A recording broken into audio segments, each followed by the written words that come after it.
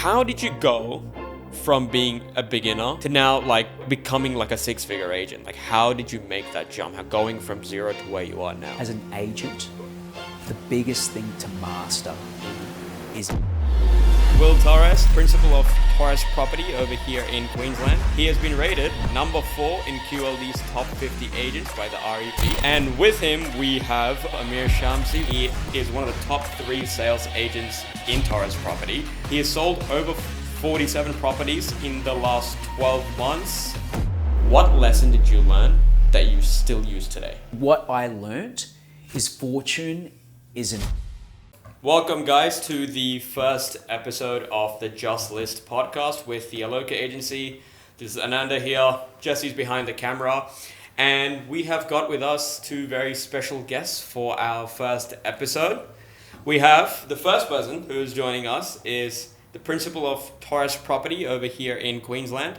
He has been rated, correct me if I'm wrong, number 4 in QLD's top 50 agents by the REP. Correct. And he's currently, according to the listing websites, the number 1 agent in Carindale. So we got Will Torres. Round of applause, Jesse. Come on, join in. Join in. Yeah, I think.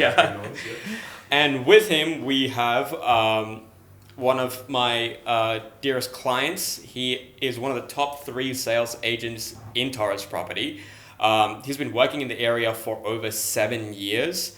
And according to the listing websites, again, he has sold over 47 properties in the last 12 months. Is that correct? That's correct, yeah. That's right. And that's a man himself, Amir Shamsi. Welcome to the podcast. Thank you. And finally, welcome to you guys. So this is like the first episode that we're doing here. Kind of winging it. You know, we've just got these 2 incredible guests on the podcast. And there's a lot that we can learn from them. And there's a lot that you guys can learn from them. And we hope it's a fun time for you listening. You gain some value out of it, and it's a fun time chatting with you boys. Mate, looking forward to it. Now I'm looking forward to giving some good content Awesome, to the audience, man. So hopefully that helps your audience. Well, I hope any so way too. we can. I know it's going to help me, so happy that we win anyway. Yeah. Cool. So for those who are not, for those who are watching and are not familiar with Torres, because you are a boutique agency, but you've had a very, very interesting track record over the last, how many years have you been open for? 5 years. 5 years. Yeah. And just to get an idea of where you guys are at right now, how many homes did Torres sell in the last year?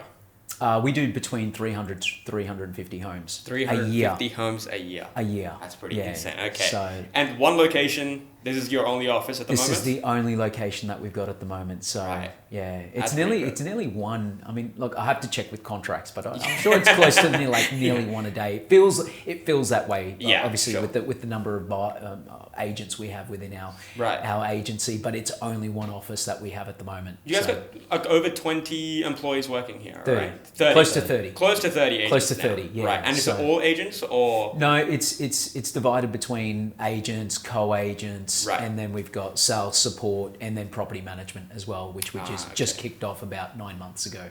Oh, excellent. So property management is a new introduction into your business. It's a new introduction. I was very anti-property management just because I just felt like I needed to control the beast, which was obviously sales. And then I thought once that sort of grew its legs and could crawl and then walk and run, I thought, okay, we'll bring property management in. We had some really good people that obviously run that sector now. We've had Kathy, who's come from another agency and has been in the business 18 years. Right. And Taylor, who was in another agency and has been, she's had about 7 years experience under her belt. And she's come across and they've just both of them have been a weapon. And, I've really in the 9 months and 10 months of having that open, we've gone up to about 120 managements within 10 months. 10 months. Oh wow! So okay. And that's been all organic. So it's not been. We haven't bought any of our rent rolls. It's been completely just come through just from word of mouth referrals. Oh wow! Yeah, that's pretty incredible. 10 servicing months. the community. Right. Yeah. Well, there we go. Yeah. Awesome. And just to zone in on your performance, just as a leader, because you're still out there in the field as a lead agent selling properties, right? Yeah, selling principal. So still doing that. I think for me anyway, it's just leading from the top. I think having that there is really important so you can pave the way for obviously upcoming agents within Torres. Mm-hmm. So I'm still doing that, been doing that for the last, probably be 15 years. I've been in the business 19 years, but I was a co-agent once, I was an assistant once. So, you know, I've worked my way up to where I am today, but yeah, still an active selling principal. Right, awesome. And just to get an idea of how much work you're doing, because, you know, principals out there, they've got different levels of engagement with the community and with the sales. How many homes did you yourself sell and were involved in the selling process over the last year? About 130 homes. 130 homes. About 130 At homes. the same time as running this whole thing? Same time running this whole thing. Yeah, damn, man. Now, I work 8 days a week. I don't know about the 7 days a week thing, but 8 days a week is where I'm at. Yeah, and you've got the big smile on your face, so I'm assuming this is a passion of yours. I do, yeah. This is a huge passion. I mean, before this, I was pretty much not doing anything with my life. So, you know, you go through phases in life and you question what you're going to do and where you're going to go, and yeah, found something that is definitely a passion where I can sort of grow with it. And I have grown significantly. I mean, my confidence levels weren't where they are today. So it's been a blessing of a job. Let's actually dive a bit deeper into that. What I saw something recently, which is a new ad that you guys had out for Torres, and in it you were talking about all the multicultural staff members that you have that are speaking all these different languages. That was pretty cool, yeah. And I noticed you were speaking Spanish, right? Yes. So I'm interested. What is your background? South American. You're South American. South American. Well, Central American. I when I say Central America, most people don't know where that is. That is between Mexico and Colombia. So that little section that sort of joins both North and South America together. Right. So I'm in the center of that. So that's where I was born. Right. Yeah. So in that area. In that area. Oh, cool. Yeah. So you were born there. So you're obviously first gen immigrant, right? Yeah, correct. Awesome. So when did you come over? So back in 88. 88. So we fled the Civil War. There was a civil war that sort of ran for about a decade. Right. At the time, there was obviously a lot of refugees that were fleeing that country, and Australia was the opportunity, was the land of opportunity where they were sort of opening the doors to a lot of us to come through into this country and sort of make a name for ourselves. And a lot of people took the chance to go to America, but my mother chose to come here instead. So I don't know what she was thinking when she decided to go from Central America to America, then down to Australia. So that was a bit of a journey, because most would just go straight up to North America and settle in there. But everything happens for a reason. It worked out. Yeah, it worked out. So so did that for came here. I was I think five years old. 5 years How was of that age. like? It was hard, because I mean back then, I mean you look at 88, there was no smart technology back then. You couldn't get a phone and translate and say, well, I want to say this in English and can you translate it for me? It was very difficult when you're speaking Spanish to the teachers for about a year and they say to your parents, I think he needs to repeat grade 1 because he's not ready to go into grade 2 because he's not speaking any English. Right. So he's not communicating. He's not communicating. He's saying something, but I don't know what that something is. And like all three of us here are like first-gen immigrants, I think. Yeah. And what I've noticed is, just as a random thing, is first-gen immigrants always have like this one thing they latch onto and they use that to learn the language. Yeah. For me, it was like movies. I would just watch movies, and then I would start picking up on words, and you'd kind of understand like. The accent is a whole different thing. The Aussie accent is notorious for being very difficult to understand. But also, I've noticed immigrants have these little things that they use to start like getting accustomed to the culture and start learning the language. Did you have anything like that? I watched, I mean, of course, TV helped, but being around, there was a lot of students back then that were not sort of first generation immigrants to the country. So they all were speaking English. So I think you really had to adapt pretty quickly. But I can't really recall, but I'm sure that all of that helped. All those 1%ers so it was just being got me by. People. Right. Yeah, absolutely. And you just picked it up, yeah. Yeah, and there's something that I always say: you're the product of your environment. So you have to adapt to what's around you at that time. And no one was speaking Spanish but me, so I had to learn pretty quickly. Oh yeah, awesome. Well.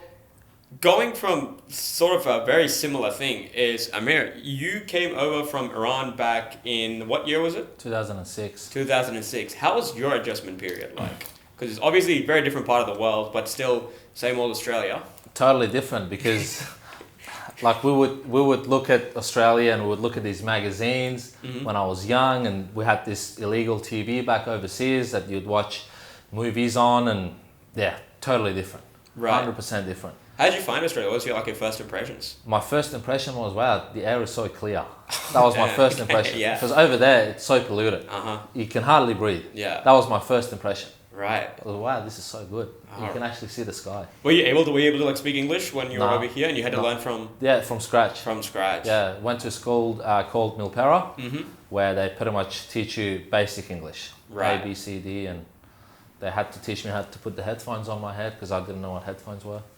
Wow. Now look at you. And one of the TV shows that I used to always watch was The Simpsons. The Simpsons, yeah, same. That's yeah, how I used to do that as well. Yeah. I was, what, 11 or 12 when we came here? Right. Yeah, so that was what we used to watch as a family. because it was always on TV as well. That was the only thing that was on TV. Yeah. Or, Well, I can't remember the other one, Neighbours. Oh, okay. Neighbours and Simpsons. That's the two shows that I used to watch. And those like actually he helped. inspired to be Homer Simpson. That was. No, I'm just kidding. I'm joking, man. Yeah, Simpsons. But those are the two shows. Yeah. Yeah, those are the two shows. Yeah. Cool. Same thing. Yeah, for me it was just all cartoons, and for me, I think it was Ben 10 was one of the first things. Ben 10, I was watching Ben 10 and The Simpsons. I loved watching it. Yeah. I didn't understand it, but I still loved watching Yeah. it. And at the end, like now you figure out what the hell I was watching when I was 9 years old. Don't watch it anymore though.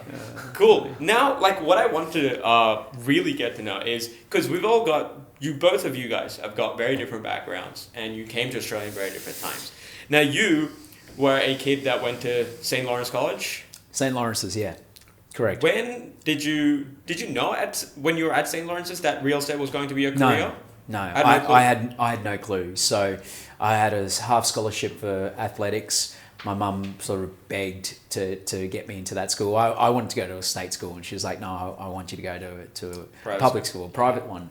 And I was like, "Okay." So you know, she got me in there, and through her sort of, I think, connections and the way she sells, she's 5'5", and she just goes in there, and she's a little pocket rocket. So she knows how to sell, and I think that's some of the DNA I got off her. And she you know, if you don't ask, you don't get, as they say. So. Right. And then I had no clue. I finished high school. I worked at a restaurant in hospitality for 6 months. It wasn't really for me, and I thought I got to do something else. And I had no idea what it was. But the greater good, I always thought I'm here for something. What that is, I don't know what that is. And then my mother sort of was working for someone else, and they said, "Look, your son seems to be a bit of a go-getter. He's out there. He's not shy," which I was. So I don't know who they were. Oh, you were shy? Talking about. I was extremely shy. Yeah, absolutely. At one point. And they said you should actually get into real estate. Your son should actually do real estate because he is a bit of a go-getter and he's out there. So my mum said, "Look, you should probably do real estate." And I thought, well, so who was this that recommended? So that was someone that my mum worked for. Right. So And they saw you. I didn't, probably when I got to my older teenage years, I didn't sort of spend too much time with them. But I felt like maybe when I was younger and I had that bit more confidence, and you were a bit of a troublemaker when you're more or less coming into your teens. They probably thought, okay, well, this person's a bit more out there, and I think he'd be great in real estate because he would probably really get a feel of what people and an understanding of what they want. So I don't know where they saw that. I didn't see that in myself. And my mother was like, "You should do real estate," and I had no idea what that was. I didn't even know that was a career. And then when she explained to me what that was, I thought, well, this is better than being a used car salesman, because I knew what that was. Right. And I thought, okay, well, I'll get into real estate. And I went in there and I had no idea what I was doing. And then 19 years later, I'm here. Yeah. So your mom suggested it, and then you just went with it. Yeah. So she suggested to do real estate, and I just went with it. I started to apply for jobs. I went and did my certificate. I was applying for jobs, and I had no idea. I mean, suits like this, I wasn't dressing like this. I had no fashion sense.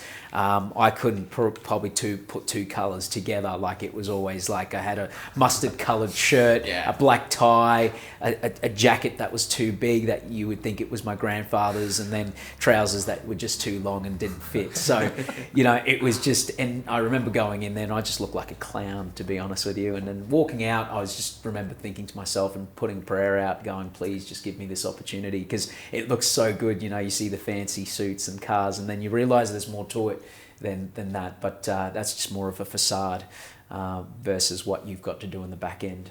Right. So let's go just zoom into where that is right now. So you've been doing odd jobs here and there, and now your mum said, let's have a crack at real estate, and you go that route.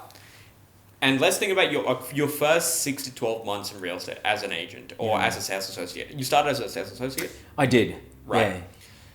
The majority of the people out there, and the majority of people probably watching this, are probably in real estate. And a lot of these podcasts and a lot of these interviews where we'll have like very successful guys on here.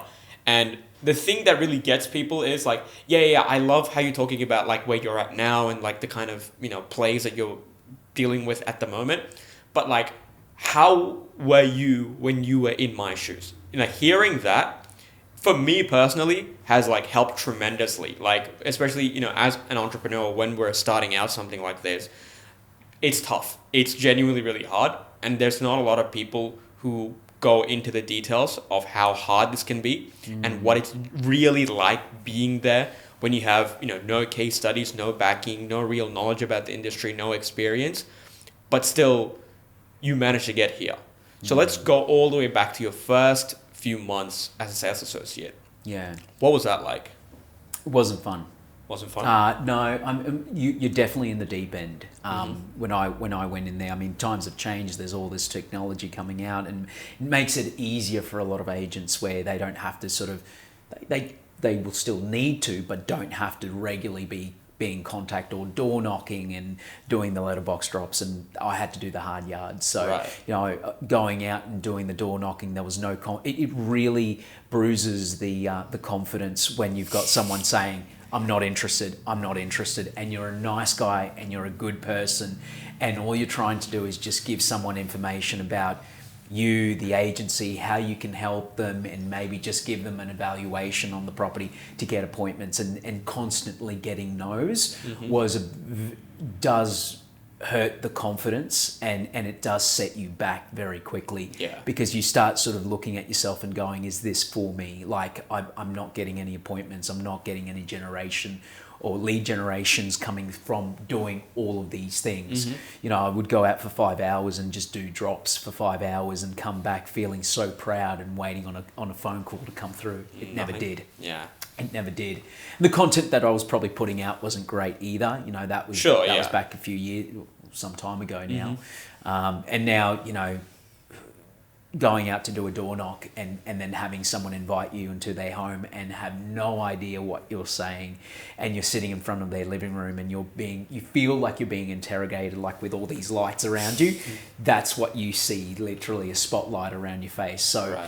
And when you don't know, you have no product knowledge and definitely no confidence, it really bruises the ego and the confidence, and you go backwards a bit. So, and for me, I think what I really found about myself in that process is I need to find someone that was a big personality, someone that had a lot of confidence that could rub off on me, and I could just sort of run with that, and that sort of helped me within probably my first year and a half of being a sales associate. I had to get out of that position and go work for someone else at another firm or another agency who had that more experience and probably did take me under their wing a bit more. And believe that I could do it, because I did believe I could do it to start, but then as the months and year went along and getting consistent no's, I started to think I couldn't do it. So that confidence started to sort of fade away, and I started to question myself if this was something for me. So then when I found someone that believed in me and said, you can do it, anything's possible, and backing me 100%, I then had to back myself to prove it to them and make them feel proud of me. Right. So that changed everything within my second year of being a sales associate So- and working alongside someone. So in the first year, as a sales associate, what were you doing? Like, what were your tasks? My routine was just going out, cold calling streets, just letting people know Right. of results, dropping, and I'd drop for 3 to 5 hours a day. And just so that people know, you were generating these leads not for yourself, right? For another agent? This was for another agent. So Right. this was not for me. This was just for another agent. Right. So It 3 made to it 4, harder, I guess. yeah, 3 to 5 hours out on the road, and then door knocking. And I disliked door knocking. I still recall the day I got that many no's, and I remember I had to go out a second time, and it actually turned my stomach going out and doing the door knocking, because I was already prepared for failure and getting no's. And when I went and did one door and they weren't home, and then I went and I was like, you know what, I'm just going home. And it was my shift ended at 5:30, and it was probably about 4 o'clock, and I left and I just went home. Right. My boss rings me and he says, "How's the door knocking going?" I said, "It's great, it's fantastic, I'm still going." He's like, "Where are you?" And I said, "Well, I told you," because he knew the streets. I pre-framed the streets that I was going. Yeah. And he says, "What street are you in at the moment?" He's like, "Oh, I'm in, Glen Street, whatever it was, around the corner here." And he pulled up and I wasn't there, and he caught me out, and I was, obviously had to come out of that lie and say, "I'm sorry, mate. I decided to go home, give myself an early mark," and I felt so guilty that the next day I went till 6:30. Right. It was probably autumn coming into winter. I still remember it was late at night because my hands were cold, and I was going from, instead of 5:30, I'd made up that extra hour or two that I missed out and just Right. kept on door knocking. But I just, as I said, during that process and doing those things, I don't think it made me stronger. If anything, it made me weaker. Because I didn't have the right guidance. I didn't have someone telling me what I should do and what direction I should take. But more importantly, putting fuel of confidence in me to say, "You can do it."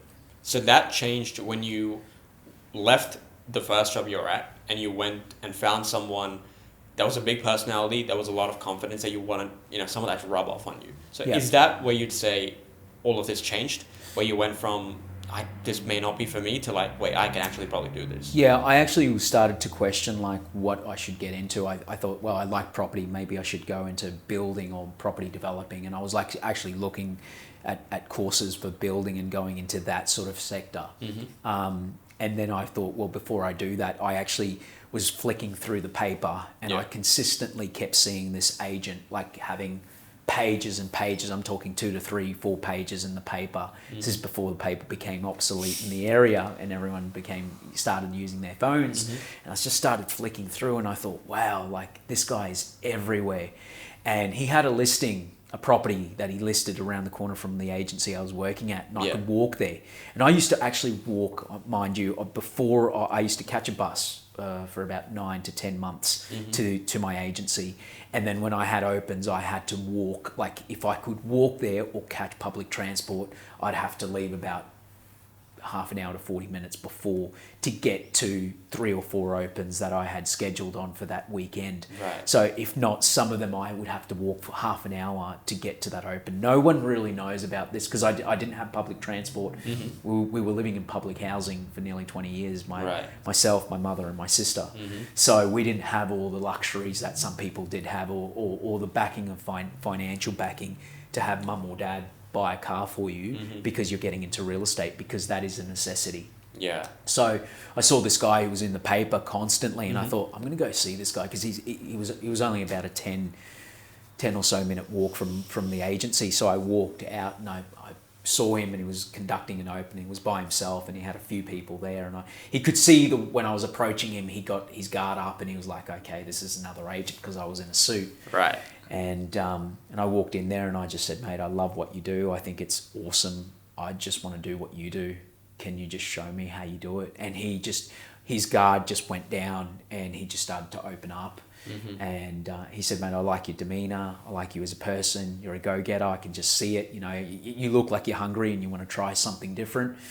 And I stayed at the agency I was with for another 3 or 4 months. And I just thought, the time came where I just felt I'm going to reach out to this guy again and just ask him if he wants me to join his team. And he wasn't looking for anyone. I just said, I think you need someone. Right. And he gave me the opportunity to jump on board and work alongside him and build that confidence. Right. Yeah. So that's awesome. And that just came from seeing what he was doing, and I thought I need to be around someone who's a go-getter, who's kicking big goals, not someone that is just, you know, doing 2 or 3 listings a month. It's not enough for me. I need someone who's in the public eye a bit more, and I can learn a lot from. Did you expect it to work? Like going up to this guy, and like most of the times you go up to someone doing well, and then you ask him something, you're expecting, get away from here, kind of a rejection. I felt like because I connected with him so well, I felt because we connected at the Open, and then I reached out after the meeting at the Open. He spent more time on me than he did on buyers, and I thought, well, this is good. Yeah. This is good for me. Wow, okay, because I remember he had 2 or 3 buyers, and he stood at the door, and we just talked. And buyers walked in, he registered them then, and he's like, yeah, I'll be with you in a second. Before you know it, they're walking back out, and they're letting themselves out. And I thought, okay, this is a good thing for me. It's not a good thing for him because he has to try and close the deal, but it's a good thing for me. That's so generous though. Like most people wouldn't do that. I still to this day is very thankful for that time, and I felt like when that happened, I was like, this is an opportunity for me to try and leverage myself and see if I can actually put myself in his, not his position, but work alongside this guy, right? And see where this goes and how far I can take this with this guy, and the rest it then builds up, and I worked with I worked alongside him, and then there was another person there who was writing bigger numbers, and I thought I need to go next to this person, and I worked alongside him as well. So I left the guy who gave me the time, who was in the paper a lot, and then there was this other person who was even a bigger fee writer, and I thought, okay, I need to learn from this person. So he gave me an opportunity, and he said, Will, I'd love you to join my team. So I went on board with him, and I said, this is a great opportunity, because I was going from a co-agent to a co-agent commission-only role for the guy who gave me the time at the Open Home. Right. After a number of years. Explain the difference to the audience. So I was on a salary, and then it got to a stage where he said, okay, you're going to go from salary to commission only. Right. And I didn't see the bigger picture. I didn't want to get the big piece of the pie. I wanted just the small piece of the pie. Right. Because I had a safety net of a salary, X number of dollars a year, and I thought, well, because I've never had that sort of money before, and it's not a lot of money in today's times, like in today's world, is what I meant to say. That piece of pie, I thought, well, I'm happy to just get this slither and just to get me by. And then he said, well, we're going to go commission. I'm going to put you as a commission-only agent. And I thought, well, I'm not prepared for that. Like, I just don't feel I'm there yet. And then an opportunity came up with another agent who was doing bigger fees, and he said, mate, I'm happy to put you on as my agent on salary plus bonus and commission. And I thought, okay, well, this is a good opportunity for me to scale up and go up to the next level. And I did. And that guy just completely boosted my confidence, not to the next level, but 4 levels up. And just extremely believed in me that I was just going to be somebody. I don't know why. Like, they had so many other staff, but it was always like, you've got something in you. I can't explain it, but something that you're going to do something big. And it was constantly drilled into me so much that it just became true. Right. Well, damn. Okay, that's so interesting, because I've noticed this many times where it seems like luck, or it seems like there's no way this would happen. But then when you put yourself in like the correct places, I've heard stories like this a lot, where just lucky things and just lucky people just come across your path. Does that sort of ring true to you as well? Well, absolutely. I mean, I have a saying, success is not a matter of chance, it's a matter of choice. Right. You got to choose to be successful. Those opportunities, you have to be an opportunist. Those opportunities, that window of opportunity, and sometimes it's a door, sometimes it's a window, and it might be slightly open. You got to push that door open, that window open to get in. Otherwise, if you don't, you miss out, and you start sort of questioning yourself, why? Yeah. Why didn't I do it? So for me, success is not by chance; it's by choice. Right. Yeah. Awesome. So coming back to like your formative years, I know you had to basically, boys, you just had to be really bad. You just had to suck for 12 months or so before you start getting good. Yeah. So just so people have an idea of, because some people like just try for a few weeks and then it's really tough because when you're in the trenches, it feels like a day feels like a month when you're not getting anything going. So how long did you have to just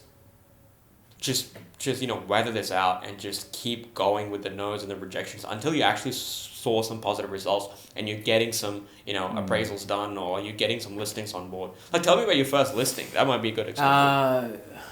Every great agent has a day one, and I don't know when my day one was. I look back and reflect when my first listing was. It all becomes a blur.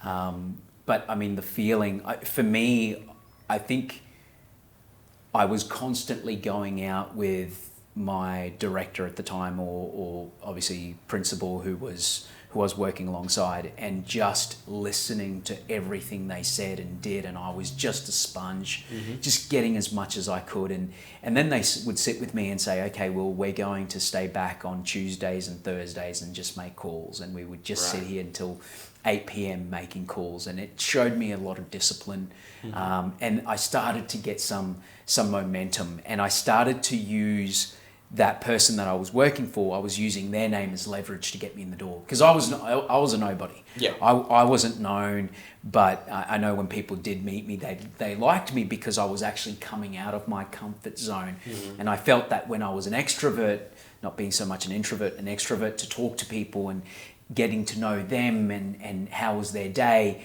it's not hard doing the right thing, and that was the right thing. I learnt very quickly, because they would go to other opens and it would always be refreshing when they would come to mine. 2 or 3 would be the same buyers after a month or two looking at properties, and they'd say, we love coming to your opens because you make an effort to speak to us. So that really started to come out in me, and I felt that they were sort of connecting with me and respecting that. Right. And from there, I started to get into appointments and started to bring in the boss to come in and do those appointments for me. How many months after was this? It was probably a good, I'd say, 14 months. So probably. you had to wait 14 months for you to actually start seeing some positive signs. I felt like I didn't have to wait. I could have done it in the first month, but I think I would have crashed and burnt, because I was coming out of a position where I felt extremely uncomfortable with what I was saying. I didn't know what I was talking about. I wasn't confident about what I was doing. So, and that's the number one thing I feel like in real estate. You got to have product knowledge, and you got to be comfortable and confident with what you're talking about, and people sort of relate to that, and they know and they respect that, without having to sort of jumble your words or start talking BS to get yourself out of things. So for me, I was probably 14 months in, and then I felt like this was the moment to sort of go out on my own. And I actually remember my first presentation, my first solo presentation. It was on a main road, and I pulled up to the property, and the boss pulls up behind me, and it was an 8:30 a.m. appointment. And he got out, put his jacket on. I put my jacket on, and I said, I think I'm okay with this. Let me do this on my own. And the look on his face was priceless. Like, he's like, what? Like he had seen a ghost, and he's like, are you sure you've got this? I said, I've got it. Just let me do it. I know I can do it, because I'm going to have to learn some sooner or later. And I want it to be sooner, because it's been too long for that sort of 14-month journey. And I went in there, and I was nervous, as he was probably nervous when he made the phone call to me to reach out. And I remember talking and trying to hold my nerves in. But when I came out of that, I thought, I'm alive. I survived. I didn't get abused. She was nice. She was lovely. It was a lady who was in an apartment on a main road, and she was just really nice. I didn't get the listing, but she was so lovely. And I thought, if I can just do this and do it again and do it again, it can't be that hard. I mean, they're not kicking me out, and they're not treating me or abusing me for something. And they're not looking at me as if I don't know what I'm talking about, because she was listening and she was attentive. So I did 10 more presentations, and they were better than my first. And I did 20 more presentations, and they were better than my 10th. And it was just a snowball effect from there. And before you know it, I was actually because back then, again, it was the paper, I got to a point as a co-agent who was working under someone, I went commission only, and it was me who had 2 and 3 pages in the paper from that person that I saw 3 years before, who I watched and learnt from for a small amount of time. Right. But I literally I was the one in the paper now, and I was taking over, and I thought, wow. And it was just that feeding of success just breeds more success, you know, and I think, I think that really sort of took me to the next level in building my business. So in the first 14 months, those formative months of where you're just, you know, grinding, going through the motions, you're dealing with the rejection, but you're still not quitting, keep going until where you start, you know, gaining some confidence and you start seeing some success. In those first 14, 15 months, what lesson did you learn that you still use today? Definitely communication. Like that what I learnt is fortune is in the follow-up. Right. That's what I learned. And that comes with communication. Right. But fortune is in the follow-up. Mm-hmm. From handwritten thank you cards, anniversary cards, to a follow-up call to say hello and just know when they want to hear back from me, so I'm not overstepping the line and becoming that sort of pest or that agent that is just becoming too much and over the top. It was just a fine line and asking the right questions. Right. So there was a number of things, but I think definitely the follow-up. Right. And I say it and preach it, fortune is in the follow-up. And if you were to break it down for the agents watching this who might just be at that starting stage, what is, I guess, some rules of thumbs that they could follow in terms of follow-up and how to do it effectively? So being where I was and going through that journey? Yeah. Okay. I think the first thing they should do, any agent that's getting into the business, it's okay to be vulnerable. You don't have to be someone that knows everything. It's okay to say, give me an opportunity and I really want this shot. And I feel working alongside someone that has established themselves in a market that you want to sort of replicate or that you can see yourself doing. Right. That's what I would recommend. And then learning from that individual or that group that you're working for on how they did it to make your way up in the ladder. And I think the opportunity as well with that is that you've got the leverage when you're working alongside someone that's got the volume, that has the listings, either if it's volume or something luxury, whatever category you're setting yourself for, you've got that leverage where you can go, well, he's sold one or she has sold one. I've now got the opportunity to list 2 or 3 off the back of that. Right. And it only works if you work it. Because if you just go, okay, it's sold, fantastic, I'm going to be an audience for you and clap away. Right. I just feel like there's not going to be any traction for that co-agent who wants to start out. So I don't know if that's answering your question, but that's what I would say for anyone who is watching this and wants to start the journey in real estate, but is willing to devote themselves to the business. And to the follow-up process as well. Absolutely, yeah. So the follow-up process would be, you know, meeting those people and making sure that you are contacting them within 24 hours. My rule to myself is when I meet someone is when I meet them face to face, which is a potential seller or a potential buyer for a property, they're hearing from me within 24 hours of them viewing that property. Of me going out and viewing their property.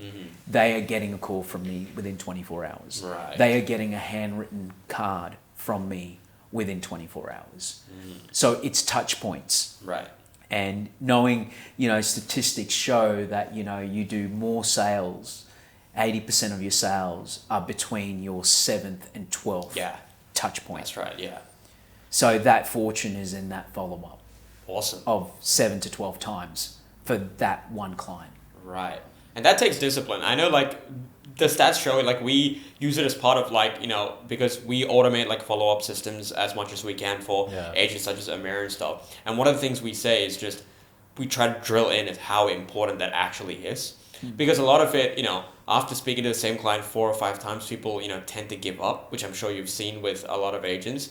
But yeah, it really is in sticking it through, right? That Absolutely. really makes that difference. Yeah, you can't give up in this business. This is the long game. This is not the short game. People want relationships, and you can always find something to talk to the client about. Yeah. Let them know what sale. Even if you don't make that sale, find out who's made that sale. Find out what it sold for, and let them know. If you're driving around your farm area or the patch that you want to work, and you see a sold sticker go up and you didn't see it there the night before, tell the street. Pull up your system, your CRM system. Look at your database. Look at who's in the street or within 2 streets from that street, and let them know this is what's on. This is just sold. Sold sticker's just gone up. Just letting you know. There's always an opportunity. You just have to find the opportunity. Right. Too many of us wait for the opportunity, and the opportunity never comes around. Right. And someone else takes it. Awesome. That's super insightful, actually, because a lot of people would think, oh, isn't that just talking about your competition? But no, you're making ways to have that touch point with your prospect, right? Start a conversation. Right. I mean, at the end of the day, that person who did the result, who actually made the sale, may not ring that particular client, but you're the one at the forefront when they're thinking of selling. They're contacting you. Right. They're calling you. Right. Oh, there we go. Awesome. Cool. That's the whole point of a touch point, right? Yeah, exactly. Yeah. And even just, if that technique is something that you guys can just do that straight away. Like people watching this can just do that immediately. Yeah. That's something that's super actionable. So that's awesome. And now jumping to Amir, the property website that we were looking at, I think it was realestate.com.au, it said that over the last 12 months, you've helped in the sale of over 47 properties in your main 3 patches. Yeah. So that's around Mansfield, Carindale, Mangrove, that area. Yeah. So 47 properties over the last 12 months is kind of crazy to even wrap your head around, because how long each prospect takes and how much, time and effort goes behind each of them. So how did you go from being a beginner, working here at Torres, you're starting to get your foot in the door and starting to, getting a feel around the area and the people here, to now becoming a 6-figure agent? How did you make that jump? How going from 0 to where you are now? Honestly, mindset. I think when I first started, I always saw this business as, and some people still do, some agents still do, they think it's a bit of a part-time gig where you list the property and you get a good commission check and you can go and take 3-4 weeks off. Yeah. I was like that for the first maybe 3-4 years. Right. And then I got to a point where I was like, this is it. This is my career. This is what I'm going to do for the rest of my life. Right. And that mindset quickly shifted. Then I started using a CRM system where I would find a client and I would service them, ring them. Hey guys, it's sold. It's not my sale, but it's someone else's sale, but it's sold. To answer your question, it was my mindset. Right. That it just changed and said, this is going to be my career. So what made you go from saying this is a side gig that I can use to just get just some extra cash, to being this is what I'm going to dedicate my life to? Well, when I first started, I always thought everyone does, the nice car, the nice suit, and you list the property and you sell it and it's done. Yeah. To then, no, actually finding out that this is going to be a career, this is going to be a forever thing. For me, it was a light switch moment, because I would list the property and I would sell it, but then for 3 months I would list and sell nothing. Just chilling. Nothing. Yeah. Well, it was not a good thing, because I had to do a side job at the same time. Right. I'm like, well, am I doing real estate or am I doing a side job? So I had to really pick and go, no, if I'm going to make this my career, I've got to put all of my time, my effort and my energy into one. Right. And that's where I went, no, 100%, that's what I'm going to do. Ah, awesome. That's probably about 3 years ago. Cool. Yeah. And was it a similar light bulb moment for you to go from being a high performing agent at a separate agency to going out on your own and starting Torres Property? No, it wasn't. For me, I had a lot of conversations with the right people. And when I mean with the right people, when you're going to do something big, you definitely do it in silence and you share it with the people that will support you. Number one fan, my wife, she was really for it, 100%, and Amir as well. He was encouraging it a lot because he said, mate, you're just going to be, if you stay with the agency we're with and you just do another one, you're just going to be another number. You know, you're not building something. And it was a lot of my wife's support, encouraging and believing that, and having again that confidence of backing me, and then having someone like Amir who's in the business and going, where some would say, oh, don't do it because we're going to rely on the brand that's been established for 20 odd years or 15 years, however long that was at the time, to building something completely new. So and I didn't know, I was at the crossroads, but my gut kept telling me, do this, do this. And it wasn't so much the influence from the people outside that I shared it with, but I felt like I could do it. I just didn't know how to start it, and I didn't know how we were going to brand it. And we would spend, my wife and I would spend hours till probably 1 a.m. sitting in our office, you know, not at home office, and developing what is now the black and white signboards and the black and white branding of Torres. Which has made it, you know, stand out and really have that. It's a very strong brand to come, because it was, when you start something that is new, it is a name. It is not a brand. Like your other high-end, you know, Dior, Chanel, Versace. But eventually, as time goes, it becomes a brand. Because you get that sort of support. And I just knew all I was doing was changing from where I was to putting a T on it instead of what it was originally. So I thought, okay, well, where I was working, I should say. And I was just changing, not really changing locations, just moving 5 kilometers inner east. And I thought, well, you know what, I'm just going to do the same thing as I was doing there before. But now I'm just going to double what I was doing. So if it means that I have to work here till 2 a.m., sleep here for 3 days in my office to make sure this thing kicks off and goes well, because I don't like fouling.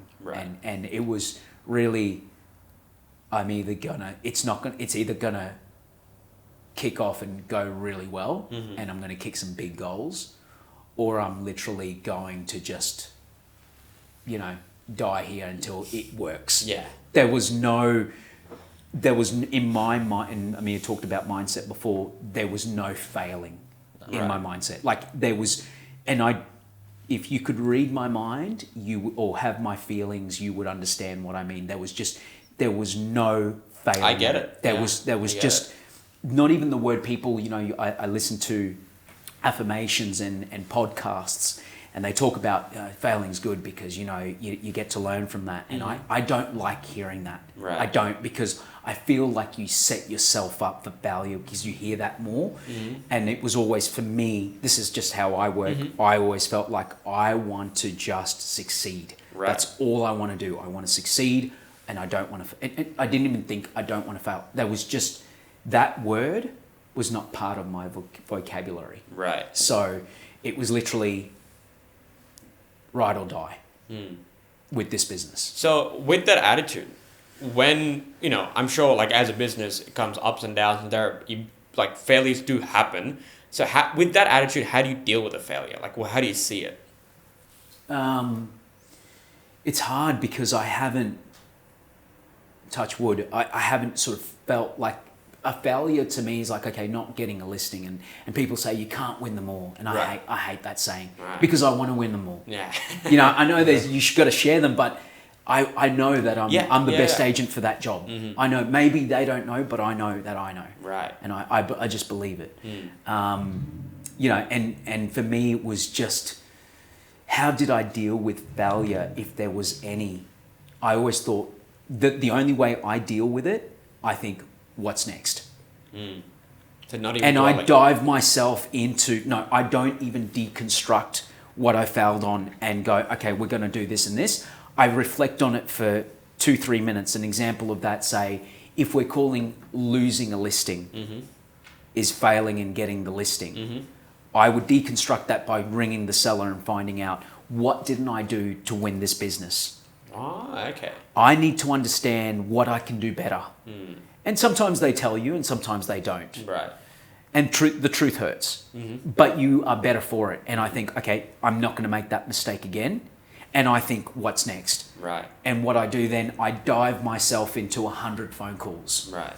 To talk to more people. Because the one with the most appointments always wins. So I think I need to rebook, I've lost this, and call it a fail. Well, I need to then gain what I've just lost. Right. Awesome. Cool. And we're getting close to the, end of the podcast. So we've got some pretty fun sections that I like to call a review deep dive. So reviews are, one of the best things that you guys can get as an agent or just business in general. Having that vote of confidence from the people that you've served is, it does wonders for your business, and it really gets other people to, it takes your trustworthiness from like here. So it really gets other people to trust you. So we'll start with you, Will. So I was doing a little digging around and I found this as one of your, one of the reviews, which is, Will and his team at Torres Property were fantastic. They were super smart, super professional, and super committed to you. To say that Will surpassed our expectations is an understatement. We were gobsmacked by the offer and sales price he achieved for us. 2 days on the market and 4 offers. Can't ask for more than that. Very flattering review. But what I really want to know, though, from that is, how does a real estate agent truly surpass the client's expectations? Service. Like going above and beyond. Like for me, the expectations of my clients, when there is an offer there that I don't think is good enough, I tell them not to take it.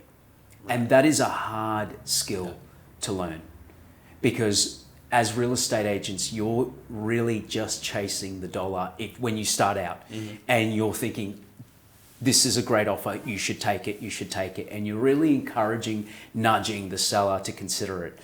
And for me, I've never been that sort of person. Maybe I was at one stage. We all sort of go through the process, and some still are after a number of years of being in the business, but it's not a commission check for me. There's more to it. The bigger picture is getting something like that. And I've had where I've had someone say to me, Will, I'm going with someone else because I've got a relationship and I grew up with this person from school, and they've been friends of mine for a long time. But on a side note and off the record, from one business owner to another, don't change what you're doing. I love your branding. I love your style. I love everything you represent, and your presentation is the best that I've ever seen. Right. Didn't talk about their friend who they were going with, but I could read their message and what they were saying. Yeah. And that was as good as winning the listing. Right. In my opinion. Yeah. And to answer that question, I think for me, it's just really understanding the game and navigating through the process and making sure that you are doing the right thing for your seller who has invited you first into their home. You know how hard it is to get into someone's property? Yeah. Like, you just don't let anyone into your home. Like these that is your space. That is your security. And they let us in every day to their home and say, have a look at my home. Right. I'm going to show you through rooms that I don't even show my friends when they come over for tea. You know, and you're walking through and seeing their ensuite and main bedroom and the kids' rooms, and they're safe and where they keep all their goodies, and you think, wow, this is really cool. And sometimes I do pinch myself and think, this is a great opportunity. We're in their bubble. Right. And we've just been invited into that bubble. And that's rare. It's rare. One of the rare professions that actually it's rare. That, yeah. Mate, like every property around the country, around the world has a door and has a window. And to that door and to that window there is a lock. Yeah.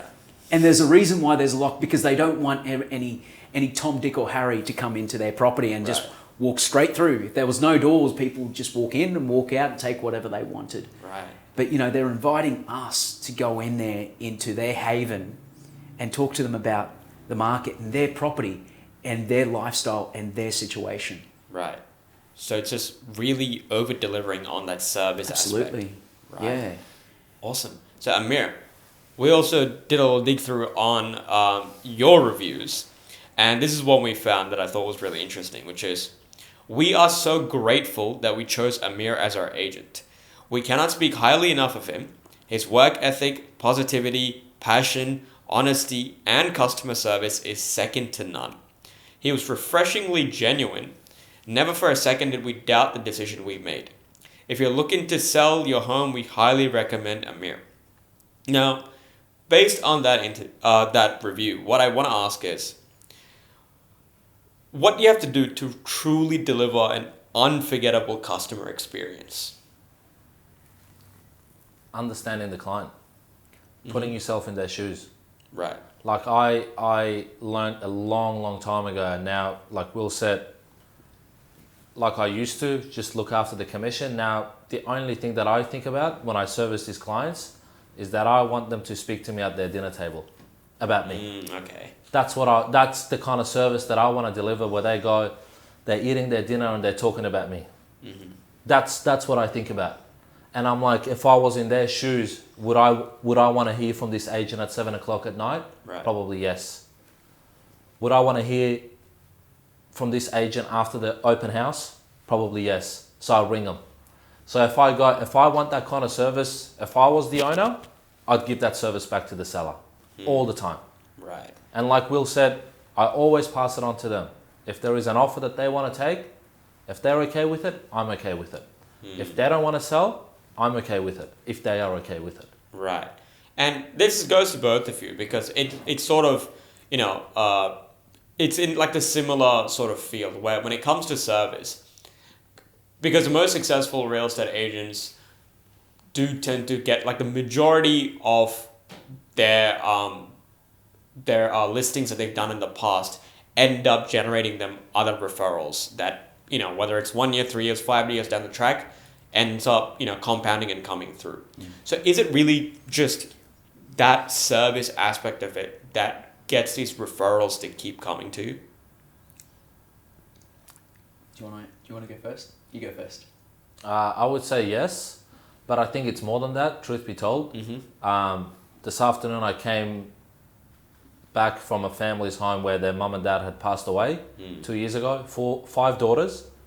And I was interviewed by 5 daughters who picked me as the agent to sell their mum and dad home who had passed away 2 years ago. Right, that's big. So, and I genuinely look at that and I'm like, I'm not being interviewed by 5 people, I'm actually being interviewed by 7 people because I think of the mum and dad.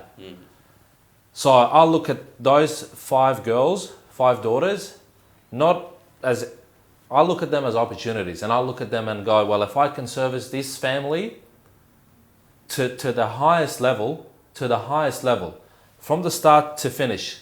I've sold their property already, but those guys are going to hear from me in the next 2, 3, 4, 5, 6 months time because I want to be their family agent. So I would say it's not just listing and selling the property, but it's about connecting with them outside of real estate as well. And it's not always about, oh, we've just sold this or we've just done that. Will calls people on their anniversaries. It has nothing to do with real estate, but he calls them on their anniversaries. Right. They're like, oh, thank you. Sometimes we call people on their birthdays. Right. So that all adds up to it. Right. Okay. It's all the 1%ers. That's fascinating for us because, we're in the business of automating all the day-to-day tasks for agents so that they have more time to, deal with clients face-to-face. So taking care of lead generation and doing stuff like this, content, brand building, personal branding. We're in that business. So a lot of the time when we speak to agents, we can guarantee and we can talk about how much, we can deliver in terms of the lead side of it, how qualified we can be and everything we can do.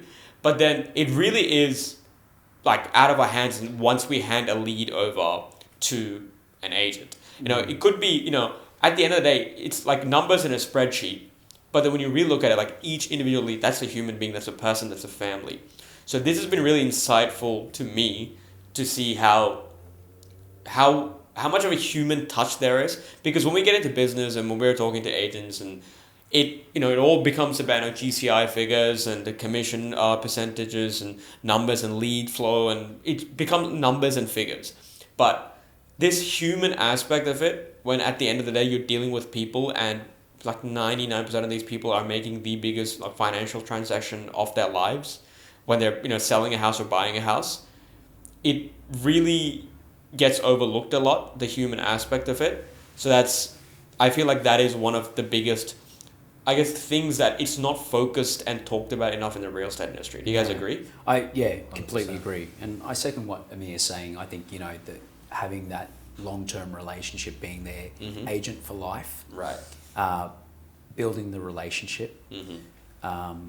Connecting, as he sort of said. Right.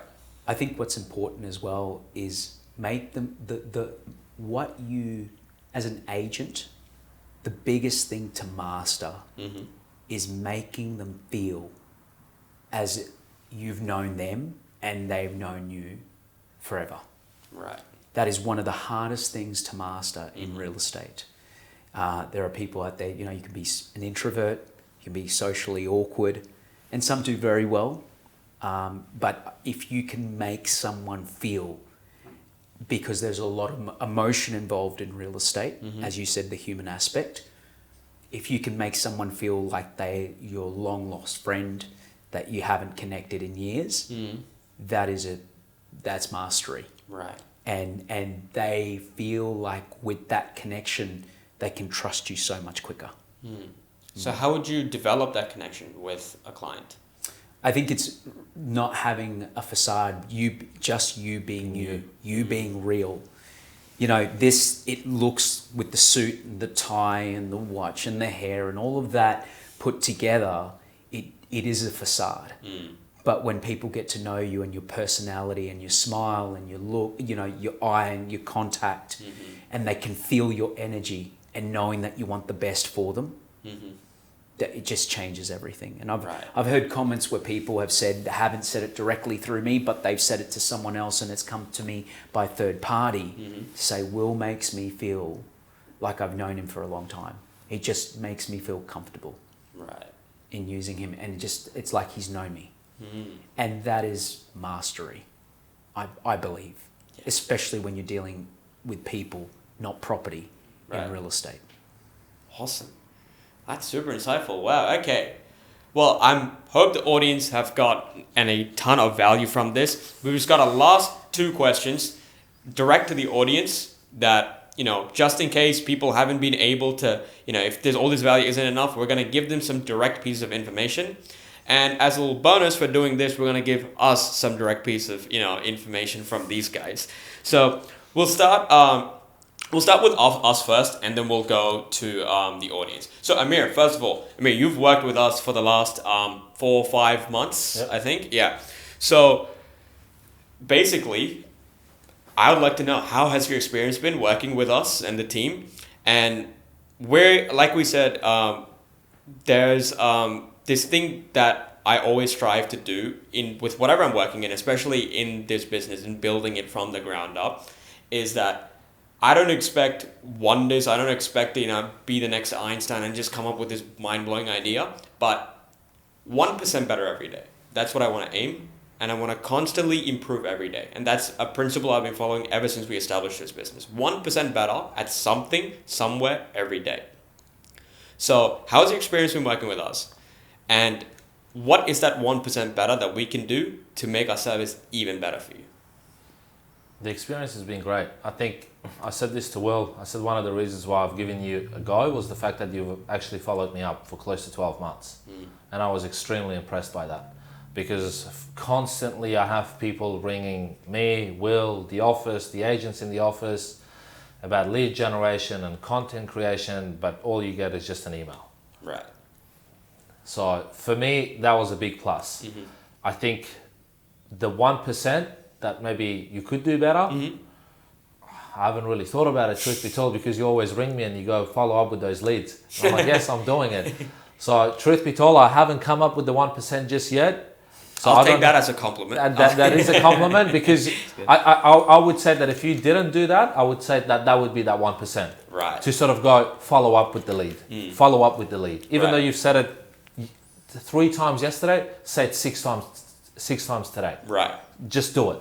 Because we could do all of this and the videos and the lead generation and the leads come in, but if we actually don't connect with that person on the other line, it's just another number. Exactly. It is just another number. Right. So just basically push you guys to just, hound in on those leads. Yeah. 100%. Right. Yeah. That's actually something cool. I might actually think of a way I can, maybe automate that too and start pinging you guys every 5 minutes. Yeah. You haven't called me yet. You haven't called me yet. That's the one thing that I would say, but I can't think of anything else. Awesome. Yeah. Well, sweet. We'll do a little roundup of this after your 1 year completion after working with us, and then we'll see if anything's changed. Done. So awesome, man. Yep. Keep talking, but Okay. Yeah. Cool. And this is like your final thing. We want you to say to the people watching. Let me know when you're ready. Good to go. yeah. So for the people watching who are in your position to go from 0 to 6 figures in GCI as an agent, what is one tip, if you had to just give them one piece of advice and you just have this 30 seconds to give them this one piece of advice for them to go from 0 to 6 figures, what is the biggest shift or biggest tip that you can give them that will help them get there? My first tip would be to have a CRM system and religiously follow up people. Religiously touch base with people. Right. As soon as you find someone, you add them to the database and you bring them. Awesome. That would be my number one tip. Sweet. Yeah. Awesome. And now, Will, closing it off with you. So we'll go with us. Something I'd like to learn from someone, like we're used to working with agents more than principals, but we're open to serve any professional in the real estate industry. That's why we've thrown ourselves in headfirst into the industry and really get to know every single thing that you guys want so we can solve your problems in the best way.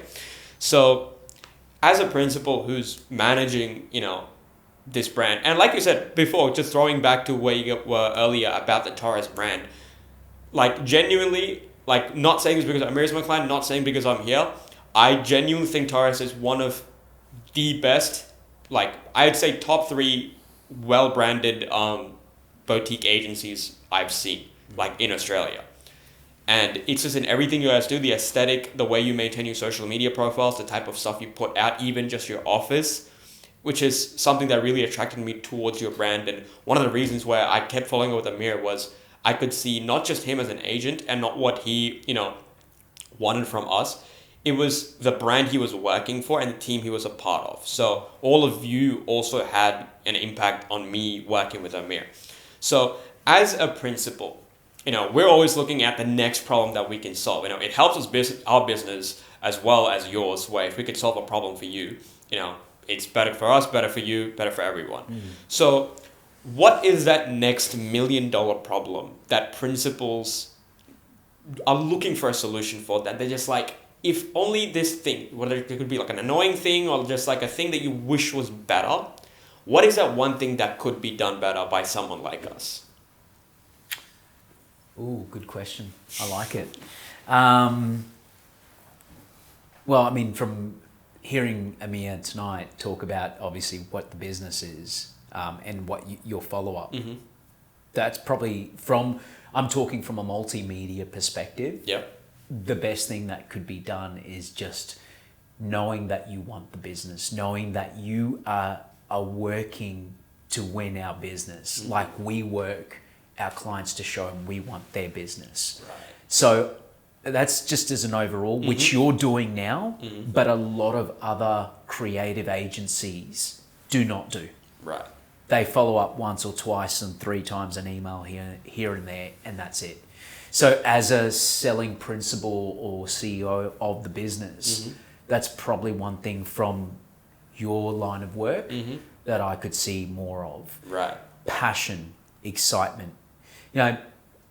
Tom Panos, who's someone I follow and Yes. very big in the real estate world, he talks about make passion your paycheck. Yeah. And I'm a big believer in that you just need to find something you're passionate about. And you have found, before we started this podcast, you were talking about what your studies and where you were going to university and what you were studying, and then you've now left that and you were meant to graduate this year or next year. Is that right? I'm actually graduating, so I've finished it. You're graduating it, but you're doing something. You're doing this, which is an entrepreneur, and it's something that you said I'm passionate about. So, and I think that I love that, because I know the way you sold yourself to Amir, and it wasn't really even selling yourself. It was just showing your passion to Amir, that he went out and said, I'm going to give you a shot. Because it wasn't really just selling yourself and I've got another person, it's another number to my books. It was, you know what, I'm going to go with this guy because he believes in what he's doing. Right. And it made him believe in you to give you that chance. Awesome. And I think a lot more people can take a page out of your book in that regard. Awesome. Yeah. And in terms of, well, thank you, first of all. Yeah, pleasure. But in terms of what you see as a problem in the industry right now as a principal, that you feel like that you need a solution for in the digital marketing or the content creation space. You mentioned, like, even before the podcast started, you mentioned that you really liked the videos that we were doing with Amir. Yeah. So even with things like that, do you wish that was more readily available and that was, easier to set up and automate? Absolutely. Yeah? Yeah. So that's something you're looking for? I'm very much social media illiterate. I got the young girls ask, when I'm on Instagram or any social media platform, I'm asking them, how do I post this? Where do I click here? Right. I've asked them I've given him my phone and I'm like, mate, I don't jump on social media very rarely. And I mean, the only times it's probably pretty much once I get home from work, I jump on there, I've got all these messages and I'm messaging people back. So during the hours of 8:30 to probably 8:30 a.m. to 7:30 p.m., very rarely am I jumping on social media. I just don't have time for that. But I think making it easier for us or someone who is busy to take care of that content and then distribute it as they see willing. Okay. So I would probably say that would, and consistency. Yeah. I think that's the biggest thing in any business, like consistency to, keep putting out that content and something that's valuable that will have that hook to say, hey, I like that. And I see that with Amir's videos, which I really like and I listen to. So, and it's very engaging, which is great because you can see the energy in the camera, which is good. Awesome. Yeah. Well, there we go, Amir. Yeah. Got some $1 million problem. You didn't ask me, but I think $1 million problem in your business is the fact that when you hire someone, a media company agency, they think that they're going to do the whole work for you. Yeah. They think that the leads are just going to come in and you're going to go to their house and sign it up and put it on the market. Yeah, That's probably a big problem because like Will said, you tend to make agents more lazy as opposed to wanting them to work harder. Right. So you need to let them know that this is That a it's team not project. like that. It is a team effort. That is, it is yes, me. That it is you. That it is the content. But when the numbers come in, that's why I said follow up. Follow up with those people. Right. Follow up because if you fortune is in the follow up. You got to ring those people. Right. The internet is not going to do it for you. Yeah. The email is not going to do it for you.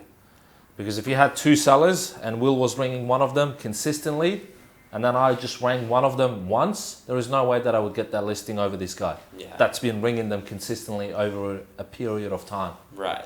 Awesome. So that would be that would be a problem that I think. Yeah. No, No, definitely makes sense.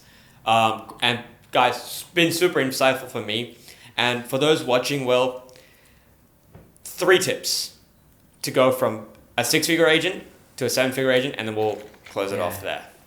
3 I thought I already gave you my tips. But like if for like something where it's more like 3 principles, something they can just hook onto straight away, and they can just, it's easy to remember, like 3 tips, it's just easy to remember like that. Do you know, there's no magic dust. I used to think there was magic dust to making yourself successful. Right. We all know it's working hard, and you guys have heard it all before. Any podcast that you watch, Joe Rogan, us here, any other real estate agent around the country, they all say work hard. I think there's also consistency. There is a number of things that I can say: consistency, self-belief, and just doing it. That is the biggest thing. It is not hard. Everyone's got a phone. Mm-hmm. You got to pick up that phone and you got to make those calls. You got to get in your car and drive out and knock on those doors. Mm-hmm. You've got so much opportunity. You know, we're standing here and we're walking around. We have limbs. So you can get up and you can drive your vehicle to that property and start making the calls. Right. That is my biggest tip, is to just do it. Don't procrastinate, because you have the choice. You will either in 6 months' time be where you are today, or in 6 months' time you will have progressed and grown. Yeah. It's your choice. Right. But it's really just doing it and believing that you can do it. Mm-hmm. And if you don't have that belief like I did, like the belief that I didn't have before when I started, find someone that does have that can rub off on you to make you that better agent. Yeah. To grow.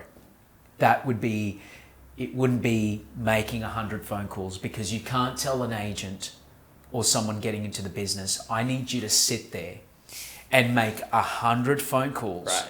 for the next 6 months, 5 days a week. Mm-hmm. That's why the industry will has so many agents burning themselves out. Not even just the principal or the agent that they work for. It's them burning themselves out, because they're constantly just getting a no after no after no, and it just goes, this is just repetitive, it's mundane, and it becomes boring. Mm-hmm. And they search for something else. Right. So it's really having fun with it is another thing. Mm-hmm. So there's more than just 3 tips. Yeah. You know, I can give you 10 or 15 Mm-hmm. or 100 tips. Yeah. But it all comes down to, all these things that I say is not so much the doing part, the process. It's really having all those things in line, all these elements in line, before you can sort of take that journey to the next level. Right. Well, awesome. Well, there we go. Well, I'd like to say the first episode of the Just List podcast, at least of this season, has been incredible. It's been super insightful to us. I'm sure it was super insightful to the people watching, whether you're in the real estate space or not.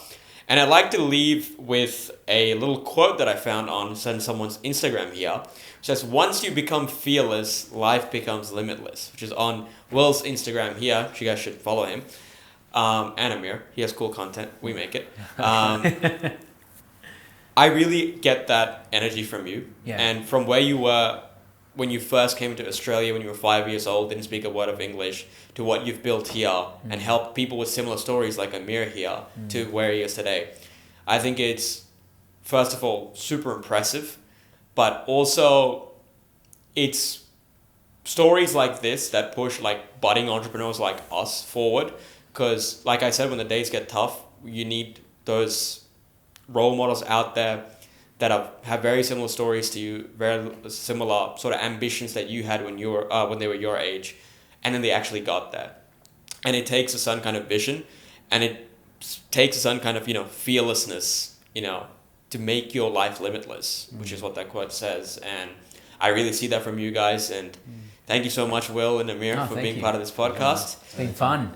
And hopefully your audience gets something out of it. Oh yeah, 100%. I'm sure you can they will. edit 90% of me out as well, so I'm sure they'll.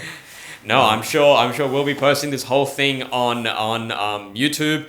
Check out our shorts on TikTok, on Instagram, on Facebook, and I'll see you guys in episode number 2. Bye bye.